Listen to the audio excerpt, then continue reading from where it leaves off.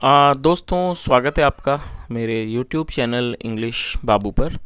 और आज मैं फिर हाजिर हूँ आपके साथ। और दोस्तों, आज जो स्टोरी मैं आपके लिए लेकर आया हूँ, ये एक पिछली स्टोरी का सेकंड पार्ट है। 5-6 दिन पहले मैंने एक स्टोरी पढ़ी थी जिस स्टोरी का टाइटल था जेलस ब्राह्मण्स। और दोस्तों, उस वीडियो में मैं उस कहानी को पूरा नहीं कर पाया था, तो आज मैं इसका सेकंड पार्ट लाया हूँ। और दोस्तों, आज ये जो स्टोरी है ये पूरी हो जाएगी। तो यदि आप चैनल पर नए हैं या फिर आपने उस वीडियो को नहीं देखा है, तो इसको अच्छे से समझने के लिए आप जो इसका पिछला वीडियो है आप वो देख सकते हैं। 4-5 दिन पहले वो मैंने वीडियो अपलोड किया था। उस वीडियो का जो टाइटल है कहानी का वो है जेलस ब्राह्मण्स। तो दोस्तों, यदि आप चाहें तो एक बार उसको देख लें ताकि आप आगे से इसको अच्छे से समझ सकें।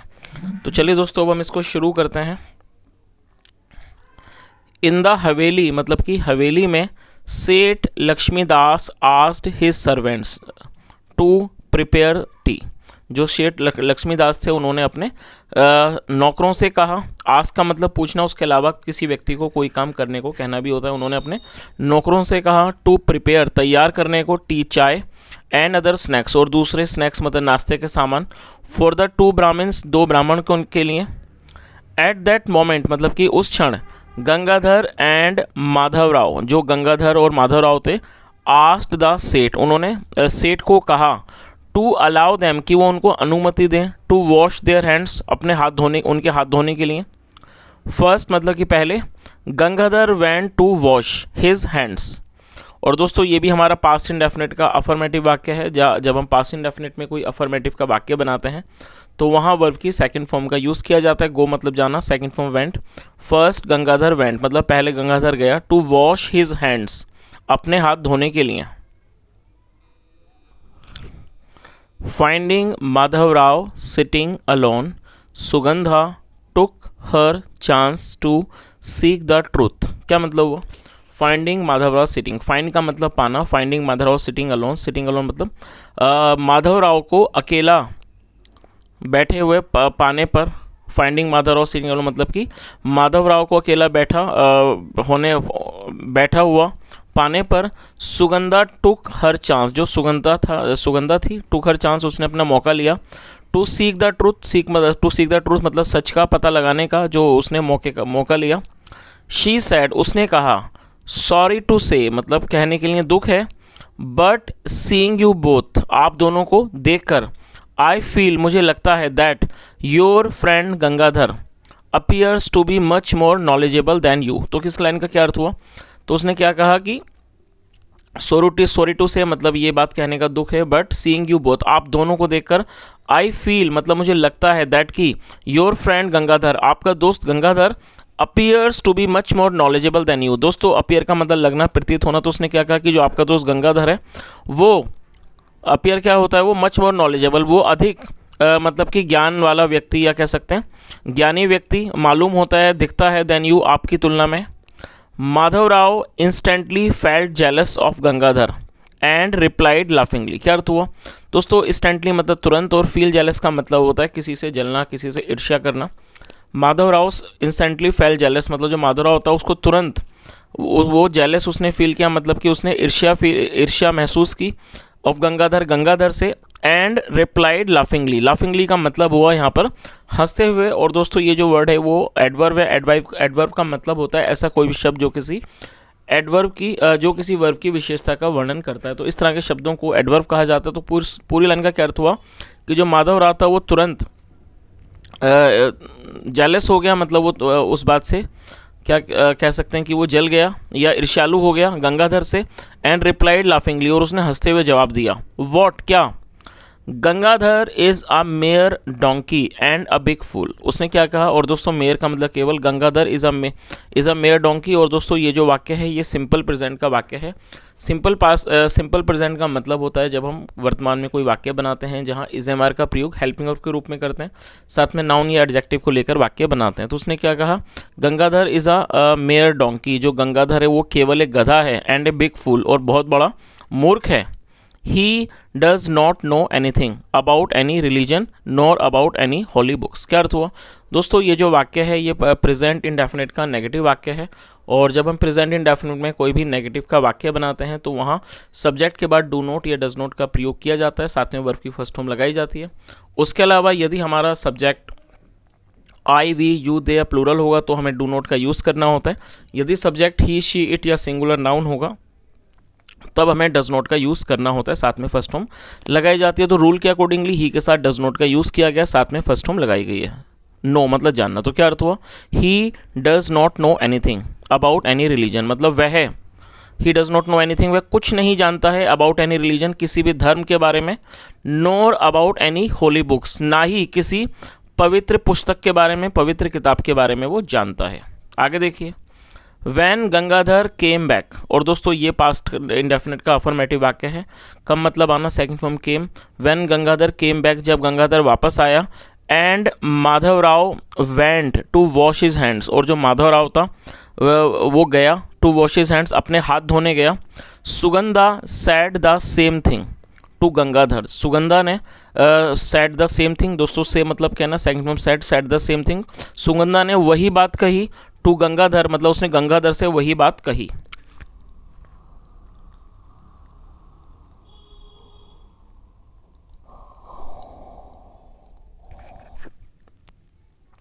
Gangadhar also got jealous of his friend, जो गंगाधर था ऑल्सो गॉट जेलस, वो भी मतलब इस बात से उसे ईर्ष्या हो गई अपने दोस्त से, माधवराव से, एंड सैड, और उसने कहा माधवराव इज़ अ डोंकी, मतलब माधवराव एक गधा है, अ स्टूपिड फूल, और एक मूर्ख, एक बेवकूफ़, वो मूर्ख है। He does not know anything about any religion, he does not know anything about any religion, मतलब वह किसी भी धर्म के बारे में कुछ नहीं जानता है, नोर अबाउट एनी होली स्क्रिप्चर्स, और ना ही किसी पवित्र स्क्रिप्चर के बारे में, पवित्र पुस्तक के बारे में वो जानता है। चलिए आगे देखिए, सून जल्दी ही, when both Gangadhar and Madhavrao sat together, और दोस्तों ये भी पास्ट इंडेफिनिट का अफर्मेटिव वाक्य है।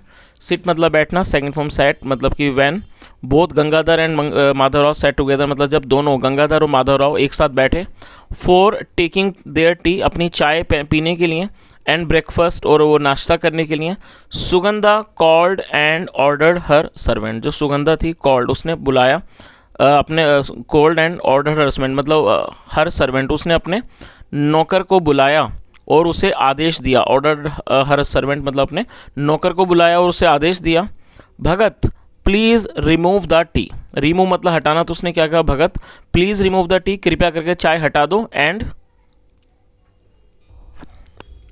एंड स्नैक्स, और स्नैक्स को, नाश्ते को, फ्रॉम द टेबल, टेबल से, एंड गो, और जाओ, and quickly bring some green grass, और जल्दी से ले आओ, क्या ले आओ, सम ग्रीन ग्रास, थोड़ी हरी घास, फ्रॉम आर लॉन, हमारे लॉन से, हमारे बगीचे से। तो उसने इस पूरी लाइन का क्या अर्थ है, उसने क्या कहा कि भगत कृपया करके आप जो चाय नाश्ता है स्नैक्स है वो आप टेबल से हटा दो और जल्दी से जाओ और जल्दी से कुछ हरी घास लाओ फ्रॉम आर लॉन, हमारे बगीचे से।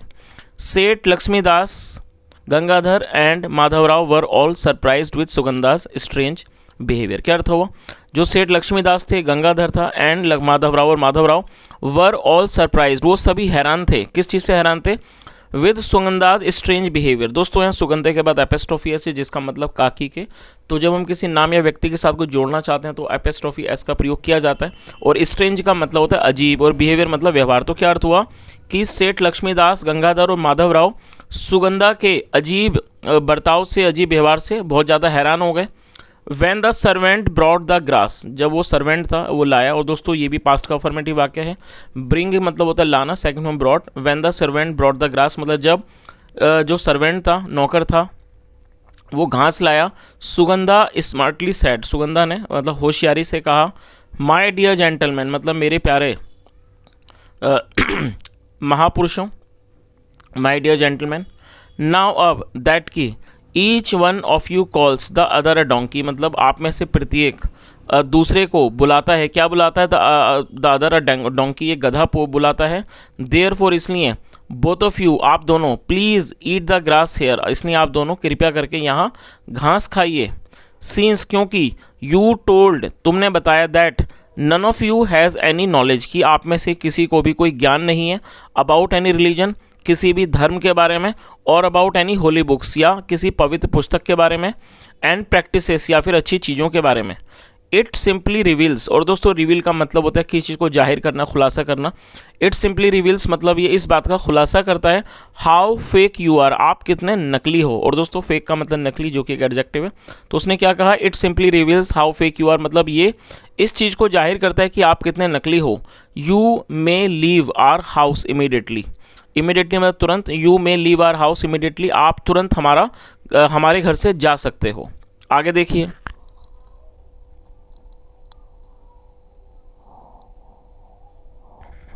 Both the thieves hung their heads with shame, और जो दोनों चोर थे उन्होंने शर्म से, शेम विद शेम मतलब शर्म से अपने सिर लटका लिए, अपने सिरों को लटका लिया। And looked at one another with guilt, और वो एक दूसरे को देखने लगे विद गिल्ट, एक गिल्ट के साथ। गिल्ट का मतलब होता है इस तरह की फीलिंग, जिसे हम हिंदी में अपराध बोध कहते हैं। जब किसी व्यक्ति ने कुछ गलत किया हो और उसे वो चीज़ पता हो तो उसे गिल्ट कहा जाता है, जिसकी हिंदी होती है अपराध बोध। तो इस पूरी लाइन का क्या अर्थ हुआ, जो दोनों चोर थे उन्होंने शर्म से अपने सिर लटका लिए, and looked at one other, और एक दूसरे को देखने लगे, विद गिल्ट मतलब एक अपराध बोध के साथ, एंड शॉक, और एक शॉक के साथ मतलब हैरानी के साथ। सून जल्दी ही, they were dragged out of Seth's house, उन्हें निकाल दिया गया। ड्रैग आउट मतलब उन्हें घसीट के निकाल दिया गया, ऑफ सेट्स हाउस, सेठ के घर से। एंड सेठ लक्ष्मीदास प्राउडली स्माइल, और जो सेठ लक्ष्मीदास थे वो गर्व से मुस्कुराए। At the intelligence of his vice, अपनी पत्नी की बुद्धिमानी पर जो सेठ लक्ष्मीदास थे वो बड़े गर्व से मुस्कुराए। चलिए दोस्तों, अब इस कहानी का जो मोरल है वो भी देख लेते हैं। क्या मोरल है इसका, greed and jealousy are the two violent thieves that rob us of our good luck in life. क्या अर्थ हुआ, ग्रीड एंड जेलेसी। दोस्तों ग्रीड एक नाउन है जिसका मतलब होता है लालच, और जेलेसी भी नाउन है जिसका मतलब होता है ईर्ष्या। मतलब कि ग्रीड एंड जेलेसी मतलब कि लालच और ईर्ष्या are the two violent thieves, वो एक दो वायलेंट थीव्स मतलब हिंसक चोर हैं या होते हैं। दैट रोब जो लूट लेते हैं, अस हमसे, ऑफ आर गुड लक हमसे हमारा जो एक अच्छा भाग्य है जीवन में वो हमसे छीन लेते हैं। तो दोस्तों ये आज की एक स्टोरी थी जो कि पिछली स्टोरी का सेकंड पार्ट था।